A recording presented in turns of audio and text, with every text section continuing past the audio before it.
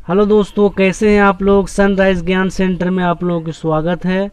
तो चलिए बिना टाइम वेस्ट किए हुए आप लोगों को बायोलॉजी का पहला लेसन जो है जैव प्रक्रम, ठीक, ये बायोलॉजी का पहला लेसन है। इसमें जैव प्रक्रम और पोषण, तो इससे रिलेटेड कुछ ऑब्जेक्टिव जो बिहार बोर्ड में पूछते रहता है वो हम इसी लेसन से रिलेटेड हम ऑब्जेक्टिव कुछ बनाए हैं।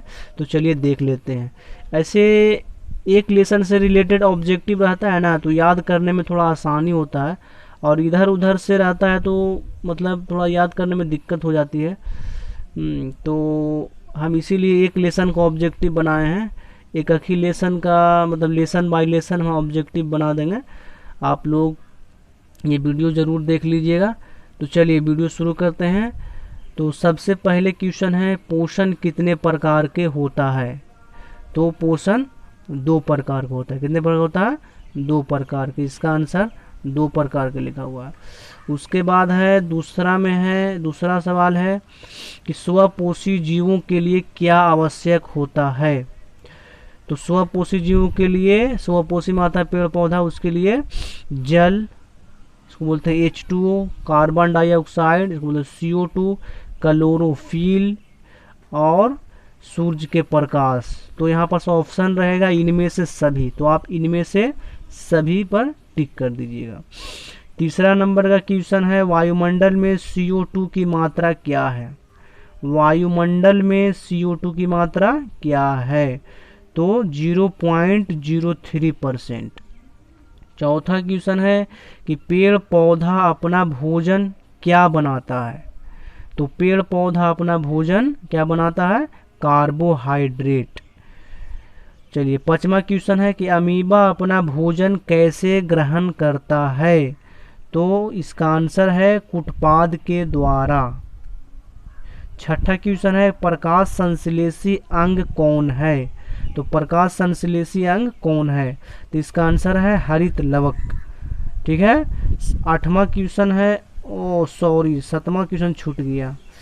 चलिए ठीक है। आठवां क्वेश्चन है, भोजन का पाचन कहाँ से शुरू होता है।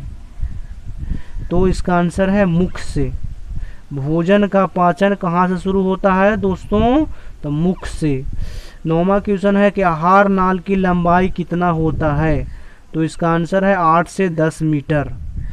दोस्तों आहार नाल की लंबाई 8 से 10 मीटर होती है। ठीक।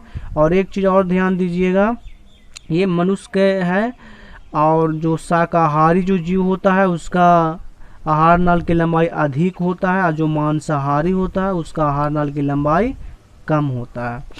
10वां क्वेश्चन है कि भोजन का पाचन किसके द्वारा होता है। तो भोजन का पाचन जठर रस से होता है। तो जठर रस को ही बोलते हैं हाइड्रोक्लोरिक अम्ल। ठीक। इसके बाद 11वां जो क्वेश्चन है, 11वां क्वेश्चन पर ध्यान दीजिएगा। आपको जो 11 क्वेश्चन है वो है, छोटी आंत को कितने भागों में बांटा गया है। तो छोटी आंत को 3 भागों में बांटा गया है। कितने भाग में बांटा गया है? 3 भाग में। पहला है ग्रहणी, जेजुनम और इलियम।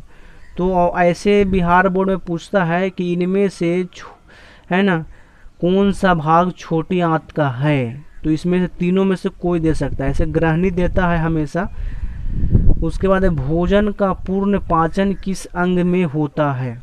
देखिए भोजन का पूर्ण पाचन छोटी आंत में होता है।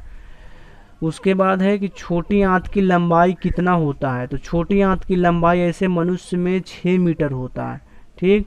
अगला क्वेश्चन है कि यकृत का भार कितना होता है। तो यकृत का भार 1.5 यानी 1.5 kg लगभग होता है।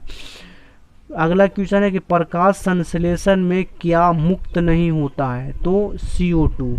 देखिए प्रकाश संश्लेषण में CO2 नहीं निकलता है। ठीक। CO2 मुक्त नहीं होता है। तो दोस्तों यही था आज का क्वेश्चन। अगर वीडियो अच्छा लगा है तो प्लीज़ लाइक, सब्सक्राइब और शेयर कीजिएगा, ताकि आपको और आपके दोस्तों को भी ये वीडियो हेल्पफुल हो।